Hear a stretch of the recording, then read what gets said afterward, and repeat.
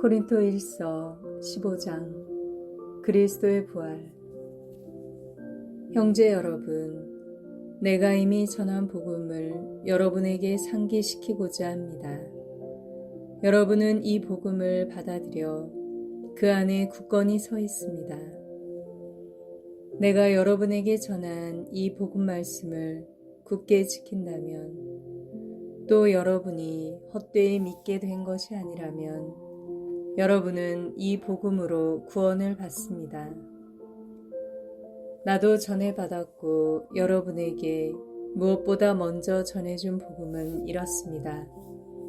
곧 그리스도께서는 성경 말씀대로 우리의 죄 때문에 돌아가시고 묻히셨으며 성경 말씀대로 사한날에 되살아나시어 계파에게 또 이어서 12사도에게 나타나셨습니다. 그 다음번에는 한 번에 500명이 넘는 형제들에게 나타나셨는데 그 가운데 덜어는 이미 세상을 떠났지만 대부분은 아직도 살아 있습니다. 그 다음에는 야고보에게 또 이어서 다른 모든 사도에게 나타나셨습니다. 맨 마지막으로는 칠삭둥이 같은 나에게도 나타나셨습니다. 사실 나는 사도들 가운데 가장 보잘것없는 자로서 사도라고 불릴 자격조차 없는 몸입니다. 하느님의 교회를 받게 하였기 때문입니다. 그러나 하느님의 은총으로 지금의 내가 되었습니다. 하느님께서 나에게 베푸신 은총은 헛되지 않았습니다. 나는 그들 가운데 누구보다도 애를 많이 썼습니다. 그러나 그것은 내가 아니라 나와 함께 있는 하느님의 은총이 한 것입니다. 그리하여 나나 그들이나 우리 모두 이렇게 선포하고 있으며 여러분도 이렇게 믿게 되었습니다. 죽은 이들의 부활. 그리스도께서 죽은 이들 가운데에서 되살아나셨다고 우리가 이렇게 선포하는데 여러분 가운데 어떤 사람들은 어째서 죽은 이들의 부활이 없다고 말합니까? 죽은 이들의 부활이 없다면 그리스도께서도 되살아나지 않으셨을 것입니다. 그리스도께서 되살아나지 않으셨다면 우리의 복음 선포도 헛되고 여러분의 믿음도 헛됩니다. 우리는 또 하느님의 거짓 증인으로 드러날 것입니다. 죽은 이들이 정말로 되살아나지 않는다면 하느님께서 그리스도를 되살리지 않으셨을 터인데에도 하느님께서 그리스도를 되살리셨다고 우리가 하느님을 거슬러 증언한 셈이기 때문입니다. 죽은 이들이 되살아나지 않는다면 그리스도께서도 되살아나지 않으셨을 것입니다. 그리스도께서 되살아나지 않으셨다면 여러분의 믿음은 덧없고 여러분 자신은 아직도 여러분이 지은 죄 안에 있을 것입니다. 그리스도 안에서 잠든 이들도 멸망하였을 것입니다. 우리가 현세만을 위하여 그리스도께 희망을 걸고 있다면 우리는 모든 인간 가운데서 가장 불쌍한 사람일 것입니다. 그러나 이제 그리스도께서는 죽은 이들 가운데서 되살아나셨습니다. 죽은 이들의 만물이 되셨습니다. 죽음이 한 사람을 통하여 왔으므로 부활도 한 사람을 통하여 온 것입니다. 아담 안에서 모든 사람이 죽는 것과 같이 그리스도 안에서 모든 사람이 살아날 것입니다.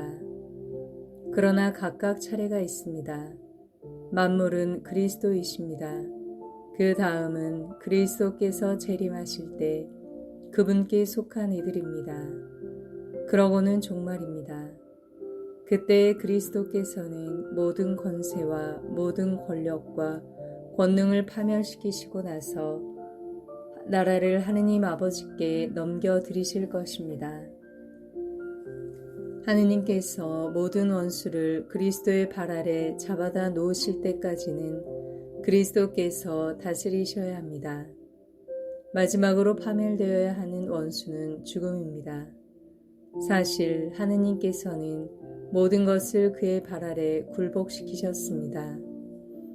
그런데 모든 것이 굴복되었다고 말할 때 모든 것을 그에게 굴복시키신 분이 제외된다는 것은 명백합니다.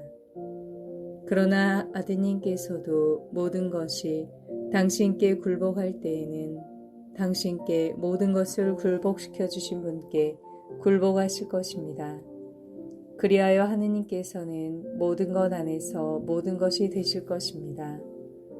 그렇지 않다면 죽은 이들을 위하여 세례를 받는 사람들은 무엇을 하겠다는 것입니까? 죽은 이들이 전혀 되살아나지 않는다면 무엇 때문에 그들을 위하여 세례를 받습니까? 우리는 또 무엇 때문에 늘 위험을 무릅쓰고 있습니까?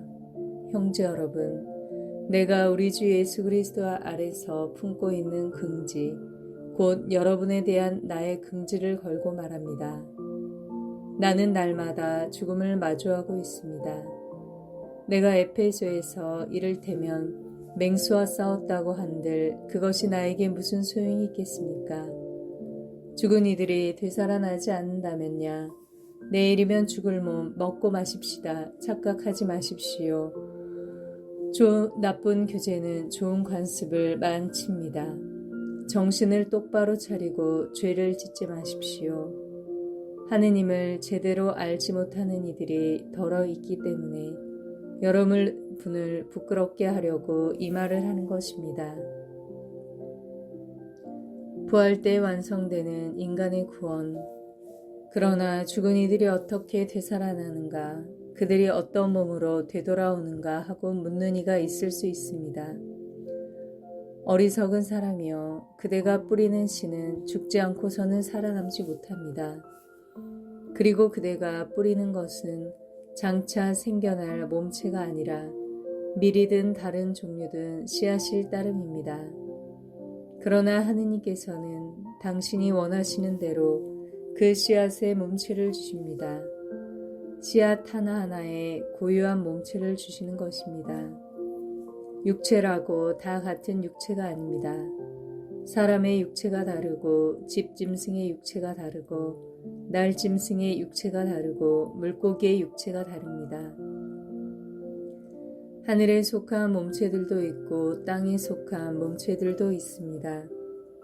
그러나 하늘에 속한 몸체들의 광채가 다르고 땅에 속한 몸체들의 광채가 다릅니다. 해의 광채가 다르고 달의 광채가 다르고 별들의 광채가 다릅니다. 별들은 또 그 광채로 서로 구별됩니다. 죽은 이들의 부활도 이와 같습니다. 썩어 없어질 것으로 묻히지만 썩지 않는 것으로 되살아납니다. 비천한 것으로 묻히지만 영광스러운 것으로 되살아납니다. 약한 것으로 묻히지만 강한 것으로 되살아납니다. 물질적인 몸으로 묻히지만 영적인 몸으로 되살아납니다. 물질적인 몸이 있으면 영적인 몸도 있습니다.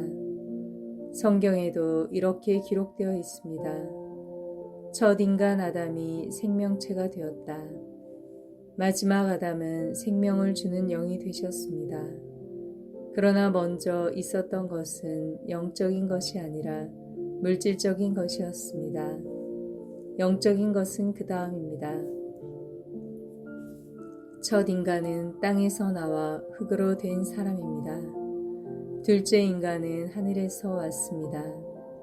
흙으로 된 그 사람이 그러하면 흙으로 된 다른 사람들도 마찬가지입니다.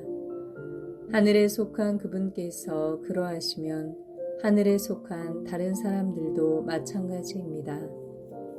우리가 흙으로 된 그 사람의 모습을 지녔듯이 하늘에 속한 그분의 모습도 지니게 될 것입니다. 형제 여러분, 내가 말하려는 것은 이렇습니다. 살과 피는 하느님의 나라를 물려받지 못하고 썩는 것은 썩지 않는 것을 물려받지 못합니다. 자, 내가 여러분에게 신비 하나를 말해주겠습니다. 우리 모두 죽지 않고 다 변화할 것입니다.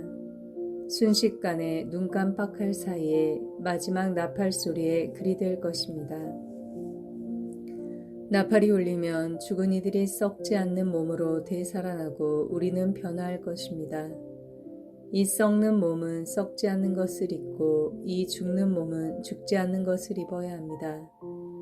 이 썩는 몸이 썩지 않는 것을 입고 이 죽는 몸이 죽지 않는 것을 입으면 그때 성경에 기록된 말씀이 이루어질 것입니다.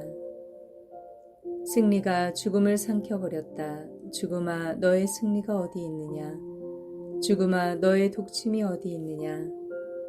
죽음의 독침은 죄이며 죄의 힘은 율법입니다. 우리 주 예수 그리스도를 통하여 우리에게 승리를 주시는 하느님께 감사드립시다.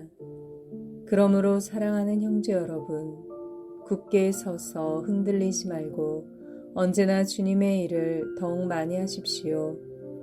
여러분의 노고가 헛되지 않음을 여러분은 알고 있습니다.